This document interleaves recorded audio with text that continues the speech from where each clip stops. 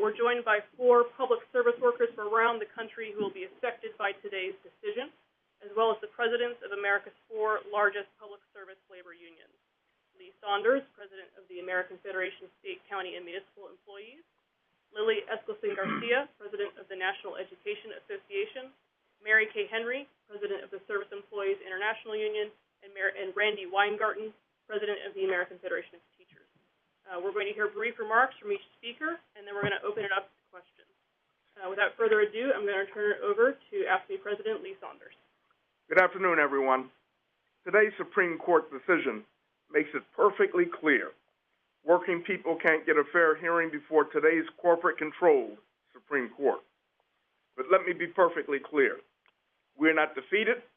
We are emboldened. Emboldened to organize and mobilize, to build power, and take collective action. Millions of people across the country right now are organizing in unions and recommitting to their unions. Public support for unions is at a 15-year high. From the very beginning, the Janus case was about one thing and one thing only: corporate CEOs and wealthy special interests rigging the economy even more in their favor. Today, the Supreme Court has shown that it is part of a rigged system that benefits the wealthiest Americans and no one else, that silences the voice of working people and takes away their seats at the table. Recent Supreme Court decisions raise a very real question. Can ordinary people, women, Muslims, working people, LGBTQ people, get a legitimate and fair trial before the United States Supreme Court anymore? These are very serious times for our democracy. Justice Alito's decision today is also shocking. It claims that unions address, and I quote, controversial topics like the Confederacy and evolution. That just goes to show how far the Supreme Court has drifted to the extreme right. Do they really think the outcome of the Civil War is controversial or, quote, a sensitive political topic, end quote?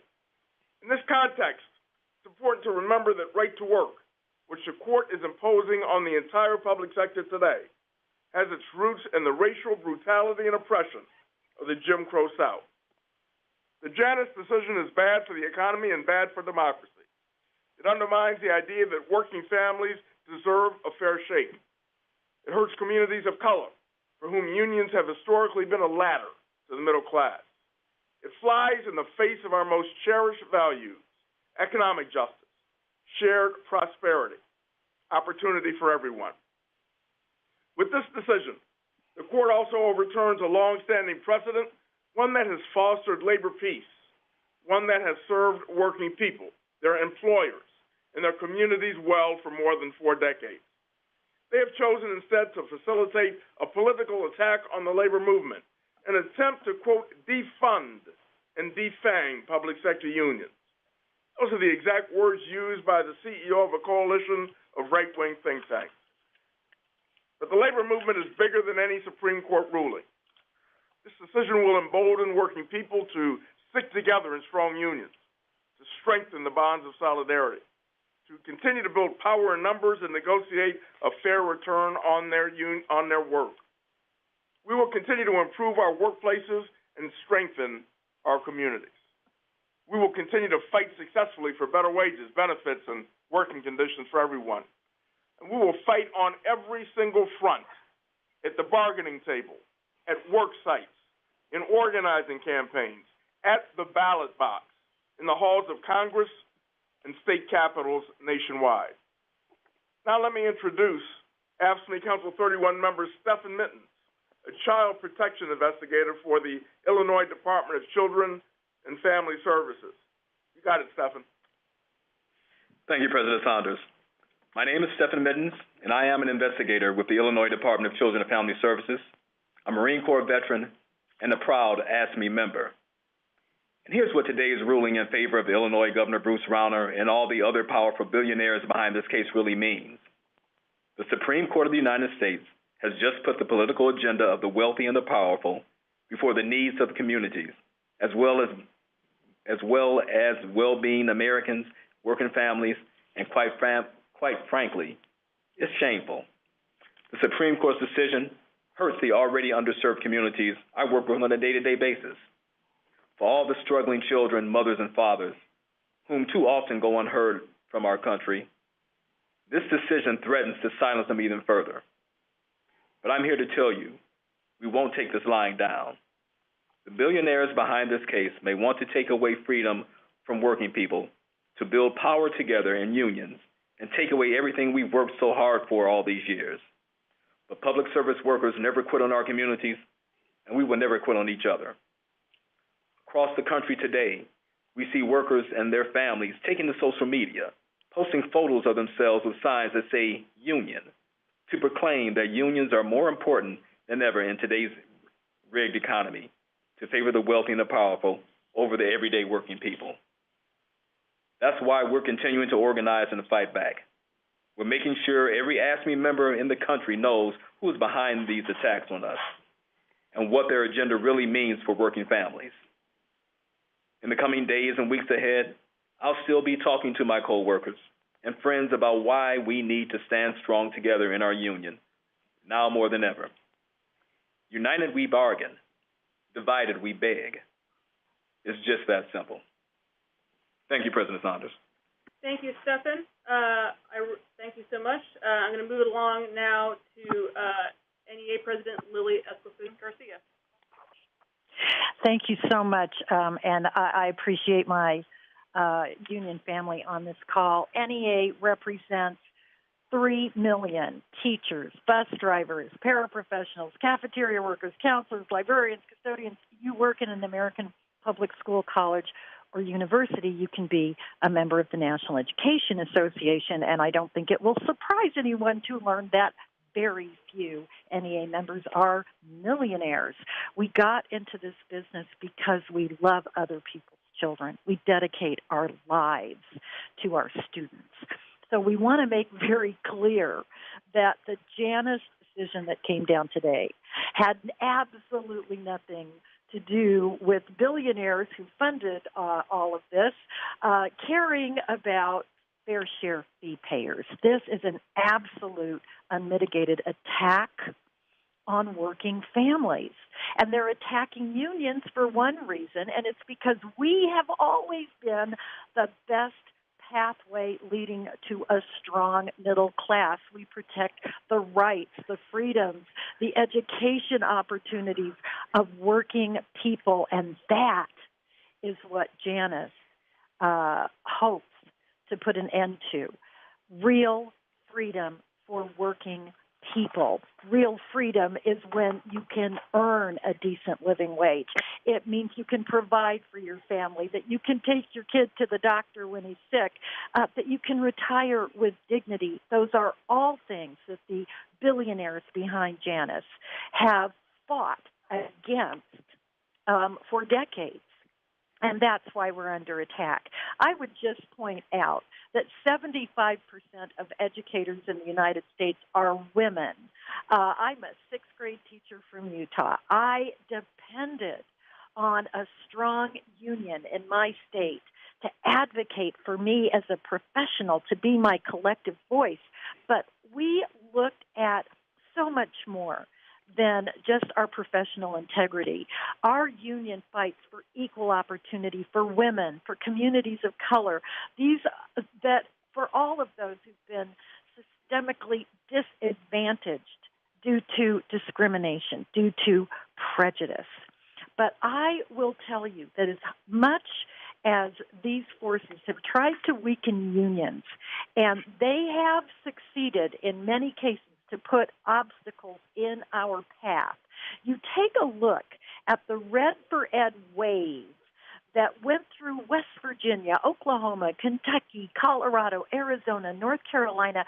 Yes, those are states that had a hard fight. They did not have fair share fees, but they proved it is not impossible to have a strong union that can stand up and speak out for communities. They were demanding for things not just for themselves, but for their students, for better textbooks and technologies and schools that weren't falling apart. Janus is not going to stop us. We are prepared, and I am so proud of the partners that I have on this call. Unions are uniting so that we can stand together. And what we saw is that when we stand together, the public actually stands with us. The public and parents were there in West Virginia and Oklahoma and Arizona and all of those Red for Ed states. They support what we are fighting for.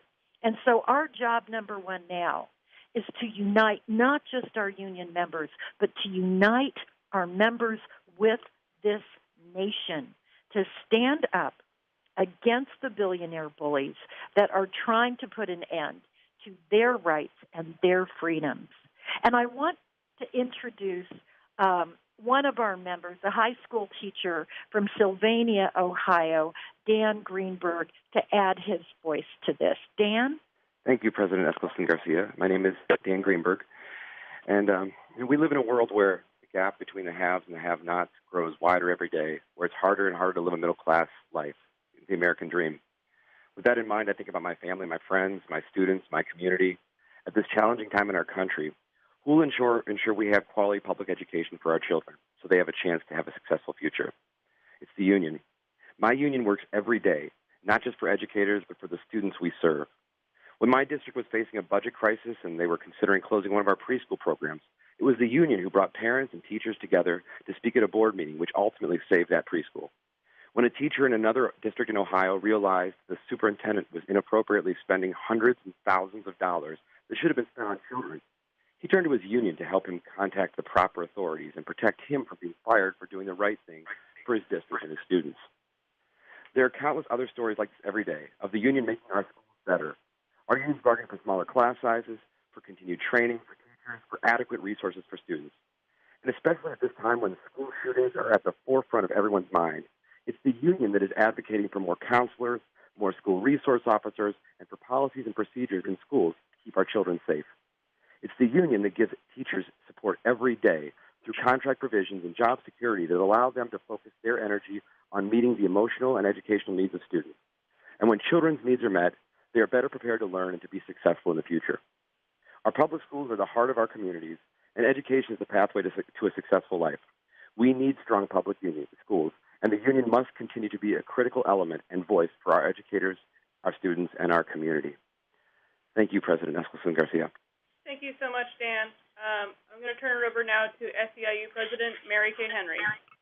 Thank you so much, Mary Ann. I'm proud to be with NEA, AFSCME, and AFT members all across this country today as we face a decision that is yet another example of how billionaires rig the system against working people, white, black, and brown. But union members across this country are united in understanding that we're not going to let these extremists behind this case divide us. We know that they've fueled an attack on working people since the founding of this nation. There's been historic structural exclusion of home and child care workers and farm workers from labor law and Social Security since the beginning of slavery in this country. And those workers are still trying to catch up because they were denied basic access to protections. We know that extremists have fueled severe anti-worker laws in places like Wisconsin, Michigan, Iowa, and Florida, where public service workers have had their wages cut and services to children have been reduced. And we know that the extremists fueled last year's massive tax cut for the rich and big corporations, which have escalated the cuts to public services like education, health care, and basic child nutrition, for God's sake. But we are not going to let these extreme actions or court case stand in our way.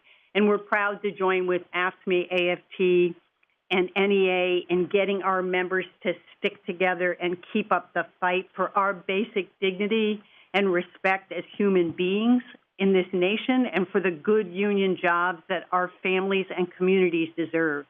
Because we know in our bones that when working people join together in unions, we have the power in numbers to not just raise wages and create good jobs, but we have the power in numbers to make our life better for our families, friends, and neighbors.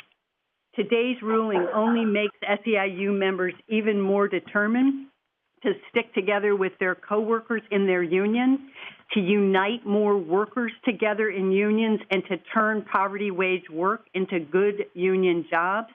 And by continuing to expand the Fight for 15 in the union and the fight for dignity for every Muslim and immigrant in this country, and the fight for clean air and clean water and all the other things that we know we need for a fair democracy and economy. And that's why we're more determined than ever to join with the other unions on this phone and unions across the country to hold elected officials accountable for doing everything in their power to help more workers join together in unions so we can create the most inclusive middle class this nation has ever seen. And we're encouraging everyone to check out #union today. Working people from all over the country, as Lee said at the top of this call, are showing their unity and determination in the face of this decision by holding up signs with a simple message: union. Photos and videos of people holding union signs will be posted all day on social media using the #union. And I'm proud to introduce one of the incredible public service leaders in our union, Sarah Campos. She's directly impacted by this decision, and she leads at SEIU Local 503 in Salem, Oregon. Welcome, Sarah. Thank you, Mary Kay. SEIU members like me are rising up today to say that no Supreme Court decision is going to stop us from sticking together in our union. I work at the Oregon Department of Human Services in Salem, and I'm a member of SEIU Local 503. Previously at the Marion County Health Department, I worked on public health emergency preparedness planning, so I know what needs to be done to fight back in the face of adversity. Being stronger together matters when we're ensuring that our communities are resilient in the face of disasters. This attack on unions by right-wing billionaires requires people like me to fight back for working people, and I am 100% confident that we will not let our voices be taken away. We, in fact, will come out of this stronger than ever. We're going to stick together in our union so we have the power in numbers not only to fight for higher wages and affordable health care and dignified retirement, but also so that we can stand up for the people in our communities. When we are united in our union, we have power in numbers to win for everyone in the state. A few years ago, Local 503 members helped win a new state-sponsored retirement system that helps all Oregonians plan for a secure retirement after a lifetime of work. We are also committed to supporting working people who want to join together in a union but are currently prevented from doing so. There are large swaths of the country, especially in the Midwest and South, where many of the men and women who treat our sick children and care for us at the hospital have to rely on public assistance because of low wages and their lack of benefits. Last Labor Day, I flew to Chicago with some of my fellow union brothers and sisters to march with non-union workers to demand that the American Hospital Association end the mistreatment of healthcare workers by denying them the right to form unions. Today, we are rising up to call on our elected leaders to stand beside us and make it easier to join together in a union, not harder. No court case, no billionaire, and no propaganda campaign can stop us. Thank you.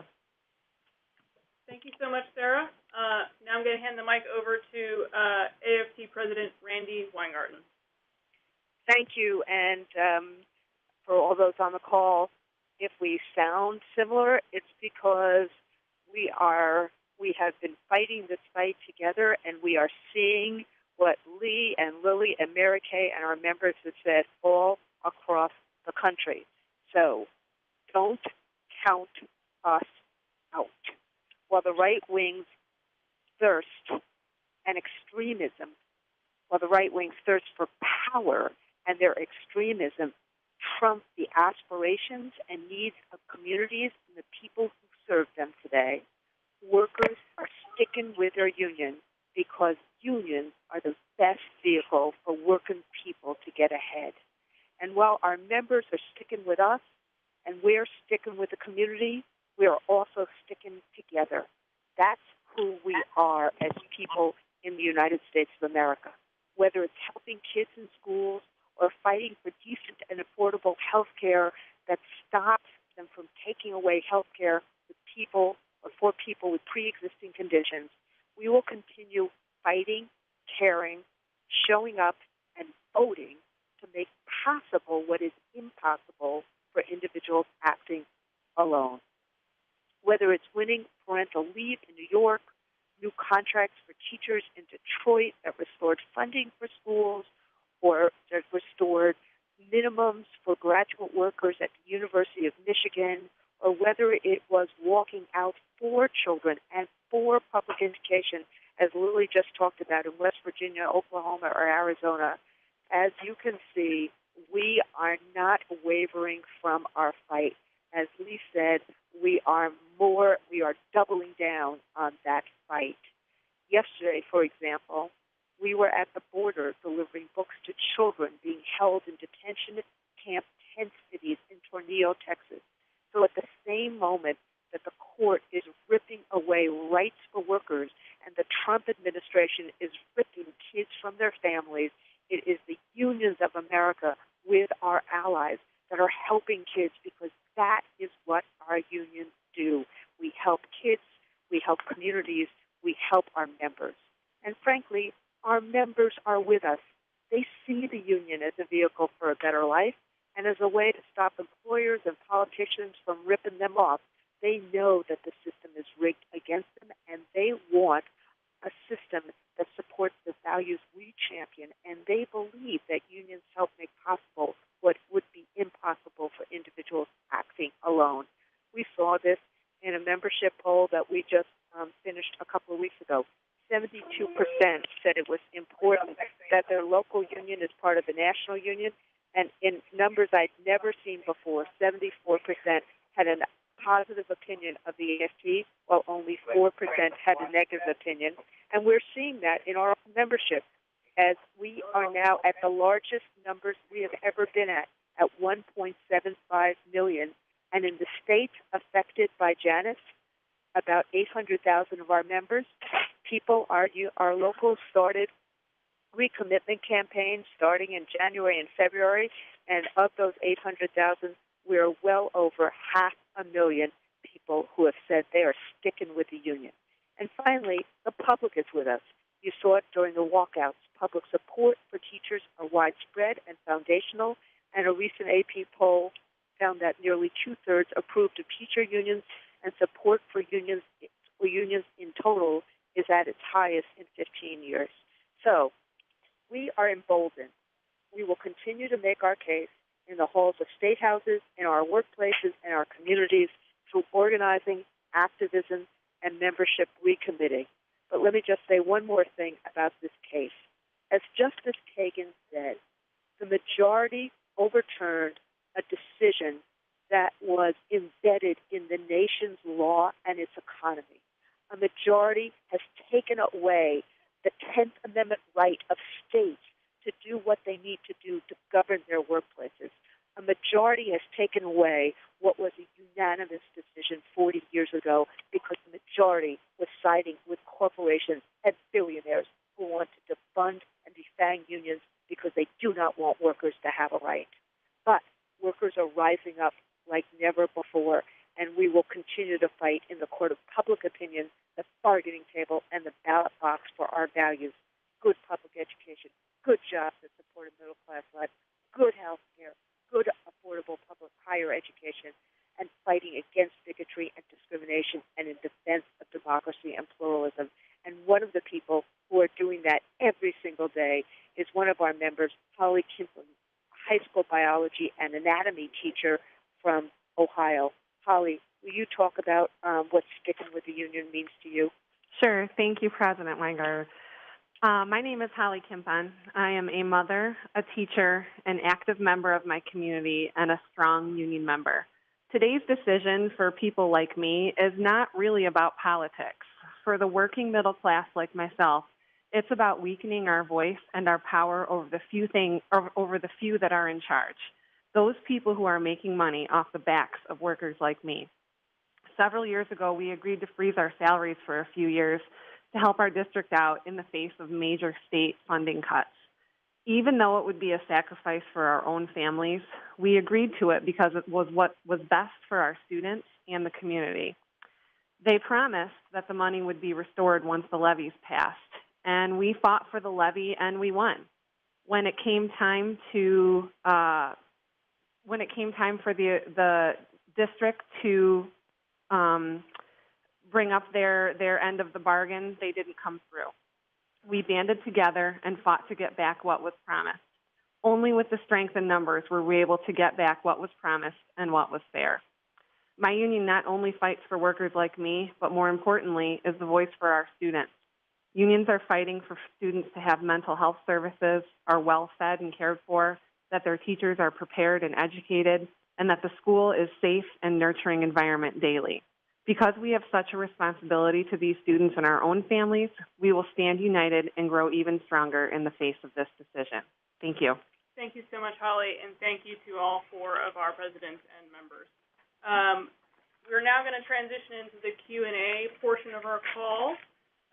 George, I will hand it over to you to administer the Q&A. We have a question from the line of Adam Ashton with the Sacramento Bee. Please go ahead with your question. Thanks for taking my question and making time for us. I kind of have a practical question, and that is, how soon do you expect that public agencies will end collecting fair share fees in the states where this change is going to take effect? This is Lily at NEA, and the answer is immediately. Immediately. Okay. We've prepared our affiliates for that. Our next question is from the line of Dave Jameson with the Huffington Post. Please go ahead with your question. Hi, thanks everyone for doing the call. I put this question to Randy. This relates to the opt-in portion of the ruling. The ruling made pretty clear that it can't be a system where someone is paying fees to the union until they opt out. They have to affirmatively opt in. Were you expecting that to be in this decision, and how is that going to, how do you think that could affect trying to keep people paying dues? Well, Dave, we have always assumed that to be the case. I mean, our membership, one of the reasons that people within our membership have been doing recommitment is to refresh cards that may have been signed, years and years and years ago. And so that, we assumed that this decision would be as extreme as it was in terms of undermining 45 years of labor peace around states, around the country. And in the states that have had fair share and exclusivity, you see, strong communities and strong services. But we know, as we said earlier, that their intent was to destabilize, defang, and defund at the very same time as the November 18 elections were the most important in history, and at the very same time as people all across the country are saying, stop making choices to feather the nest through tax cuts of billionaires and start actually investing in communities. So we expected that they were going to be the extremists that Alito was. And so, that's why when Lily just said, as quickly as she said, we were all prepared for a decision like this. Our next question is from the line of Andrew Hanna with Political. Please go ahead with your question. Hi, guys. This is for anyone who wants to answer it. So what's next for you guys? Is there some kind of federal legislation or statewide legislation you're sponsoring in response to this decision, and is this going to play any role whatsoever in your efforts during the midterm elections? I think we can separate the question in a number of different kinds of ways. What we are doing internally is continuing to communicate and grow stronger by talking with members and non-members alike, seeking their input on issues that concern them and their families and their communities. And we're making that kind of connection, and we have a very strong connection. We've actually had more than 900,000 individual conversations with members and non-members about what they want to see happen, what their interests are, what their priorities are, and we're going to continue to do that. Second thing is that we're going to continue to organize externally, and we strongly believe that in order to have a seat at the table and to be able to have decent wages and benefits and working conditions, collective bargaining is the avenue to do just that. And we're going to continue to organize, and we're going to continue to mobilize, and we're going to continue to educate. I know that there will be legislation that will be introduced on Capitol Hill later on this week, which strengthens the collective bargaining process for public sector workers. Obviously, we will support that. But this is back to basics for us, and we've been doing this now for over 3 years, and it's strengthening our union by communicating and listening to our members and continuing to organize externally. A quick question: who and what is the legislation?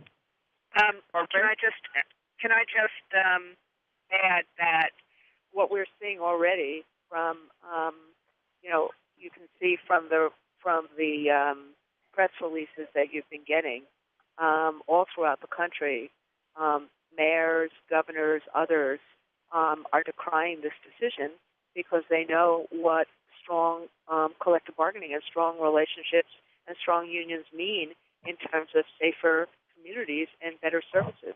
And so the mayors, the Coalition of Mayors for Working Families, announced today their support, and others have done as well. Our next question is from the line of Howard Bloom with Los Angeles Times. Please go ahead with your question. Hi, I was wondering, this is, I guess, for each of the major unions, what percentage of your membership are agency fee payers at the current time? And are you, is there a different strategy for them than for your membership? Hi, this is Lily.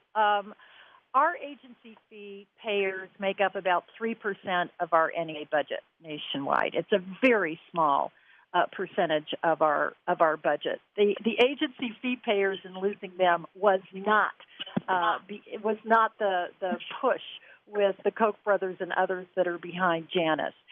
We will now see, and we know that there are already plans. They are going after our members. They're going to have drop campaigns. They are going to say, look at what you get for free. Why don't you drop your membership and get it for free anyway? There will be lawsuits filed. They want to tie us up and our resources in court. And so that goes back to the question that was asked before on what happens now. Good old-fashioned organizing, and organizing beyond just our members, but organizing within our community partners. For NEA, we're actually making investments in areas with early career educators, those new teachers coming in, letting them know what we're doing to provide professional supports for them and for providing the social justice work that we're doing and making sure that every public school is as good as our best public schools. That's where we have to put our emphasis because it's not. We're not going to be devastated by fee payers not having to pay their fee. We're going to be devastated if we can't reach out to members and have them see what this agenda is all about. Our next question is from the line of Kate Ackley with CQ. Please go ahead with your question. Thank you. This is good timing because I did want to follow up on Howard's question, and I'd like the AFSCME folks specifically to answer what percentage of their budget comes from these fee payers, and if any other unions could chime in as well. I wanted to understand sort of what amount of money might be at stake. I really don't know what that percentage is. We've been concentrating on building the union by having conversations and discussions with members and non-members alike, and that's what we're going to continue to concentrate on. Clearly, I mean, we don't want to BS anybody. I mean, I think that the four unions may face some sort of loss, and that would result in some kind of revenue loss. But we are all concentrating, all four of us are concentrating on that very important work of communicating and talking with our members and non-members. We aren't going anywhere. We're going to continue to be vibrant. We're going to continue to be aggressive. We're going to continue to be vigilant to represent the needs not only of our members, but the needs of working families of across the country. That's going to happen whether people like it or not, but we're going to continue to do that. And so we don't do it in terms of budget. We do it in terms of numbers, and it's different for our different units. So the blended rate goes up and down between 5% and 8%, dependent upon when it is during the year, because we represent many adjunct professors and other contingent workers. So it's about, I would say, of the 1.755, it ranges from 60 to 85. You're saying between 5 and 8% of your budget is no, it's not. We don't do it by budget. We do it by people. Okay. Because we have a very sliding scale based upon dues, and so we do it by people, and it's somewhere between of the 1.755 million members or a million people that we represent. It's about 80. It ranges between 60 to 80,000. A question we probably can continue to litigate over email for individual responses. George, are there any other questions in the queue? Yes, we have a few more questions. Our next question is from the line of Tina Sfondelis with Chicago Sun-Times. Please go ahead. Thank you. I'm just trying to understand the workers. Will the union still be representing workers who don't want to be members or pay their dues? What is that role? Yes, under exclusive representation, we still have the responsibility of representing members and non-members alike. And we're going to continue to push for the representation of non-members, quite honestly, because we want to bring all workers together, not have them separate and apart. So our goal is to concentrate on those non-members, to have them join the union, to make us stronger, to fight the good fight around issues that our members, our working families, and our communities care about across the country. Hear, hear. I agree with Lee.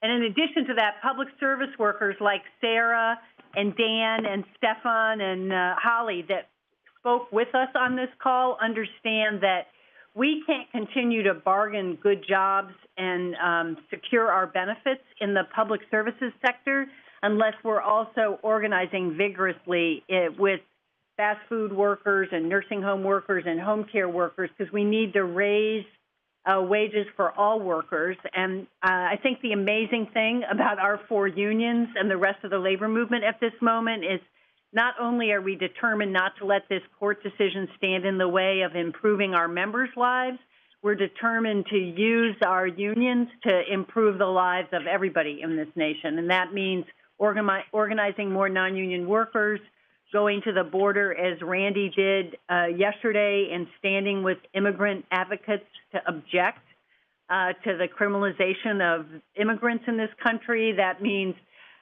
standing with Lily and the members of NEA that are gathered in Minneapolis to fight for good public education in this country. There's so many things that we're doing that I would say that throughout our organizations, we are renewing our commitment to the basic principles of why people believe it matters when you join together, you can create change in this country. In some ways, what our four unions are doing, and the union movement in total, are what, that little ditty used to be, the unions brought you the 40-hour work week. We are doing it in a modern time, in some ways, just like in the first Gilded Age, we're doing it in the second Gilded Age, which is we are fighting for the kind of the conditions that people need to work. We're fighting for working for the dignity that people need, but we're also fighting to make sure, as Lee and Mary Kay just said, for what our communities need: good schools, good health care, good infrastructure, safety, so that they feel at peace and they feel like they can have a better life. And that is what we see as our role, regardless of what the right-wing extremists do in the Supreme Court or in the House or the Senate. And let me add on to what Randy just said. This is Lily. Yeah, we've seen this red for Ed wave start in West Virginia and just sweep across the country. Those were in states that have been oppressed the longest, where people in their state legislatures tried to hold down unions. They rose up. And I think what a lot of folks who really didn't understand what a union could do saw impressed them. In Arizona alone, we are up over 2,000 new members in Arizona, in the Arizona Education Association, who said, wow, this is the way you get your voice heard, and I do want to be a part of this. So what's not going to change is this union is going to continue to be our collective unified voice. What we're fighting for is not going to change, and that is a strong middle-class America, free public education, a living wage, Social Security, Medicare, decent health care, protections against discrimination. That won't change, and I think there are a whole lot of people paying attention now that maybe weren't paying attention before. Our next question is from the line of Bill Lucia with Atlantic Media. Please go ahead. Hi, thanks for taking my question. This is for any of the union leaders. I guess this follows up on the questions about the financial impacts of this. I'm just trying to understand, I mean, how severe do you anticipate that the financial impact will actually be? I mean, are any of your unions making contingency plans to, in terms of operating going forward with far less money, or is it, do you anticipate it will be business as usual for the foreseeable future?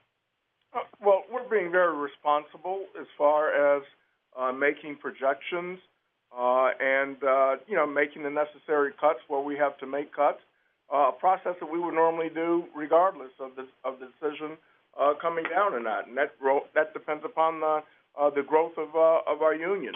But I do want to stress this. That this one Supreme Court decision that was made today is going to make us do more as far as being creative and talking with our partners and talking with our members and pushing the needs aggressively of working families so that we're going to continue to organize. And we're going to And with the continuation of organizing, that means more resources will be coming into the union. But clearly, we're going to have to make some immediate adjustments based upon this. But that's not going to, we're going to keep our eyes on that prize, and that is to organize more workers in this country and to continue to talk with our members on a regular basis so they feel a part of their union and seek those non-members to become active in their union. Does anybody else want to weigh in on how severe they expect the financial impacts of this will be to their union? Sorry, we are doing, as we've said to the countless number of reporters who have asked this question of me in the last 2 months. We're doing our budget right now, and so we expect it's going to be the drop of the agency fee payers, obviously, and just like Lily said, we are all, we're sending out, the compliance memos to our locals. We've had a call with our locals already this morning to make sure they operate in good faith based upon this decision. It'd be actually good if the President of the United States actually did that in so many other things that he has done, but we are operating in good faith. And, I think that we are all assuming that there will be some drop, but not the kind of draconian, existential threat that the right wing attempted to do when they started this fight years ago. And we know, as the fact that they've had to go to court with case after case after case, is because they know that organically people will not walk away from unions. So that's why they are actually trying to litigate this and do their multi-million-dollar defamation process right now over the course of the next few months. Our next question is from the line of Alana Abramson with Time Magazine. Please go ahead. Hi. I was wondering what you think the impact will be in terms of your political donations for the midterm elections or in 2020 based on the loss of the agency fees? Well, again, I'm not going to get into our budget planning details. We are making the necessary adjustments that need to be made. We've been doing this now for a number of years. But I will say this, and I really want to stress this.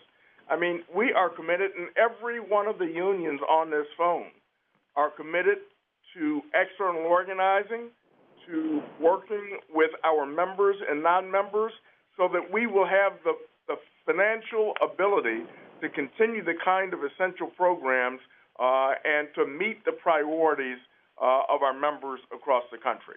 And we are committed to doing that, and we will do it. And let me throw in, this is Lily on that too. Agency fee payers their fees don't include campaign contributions. That was part of the what we think was the bogus argument of their being forced to make political contributions. They don't make political contributions. Members make political contributions. So at NEA, we don't anticipate that we will be getting anything fewer because of losing our fee payers. That will not impact the money that we have for campaign contributions. Okay, we will now proceed to our next question. It's from Mark Walsh with Education Week. Please proceed. So to follow up an earlier question, I know not all of you are lawyers. Some of you are.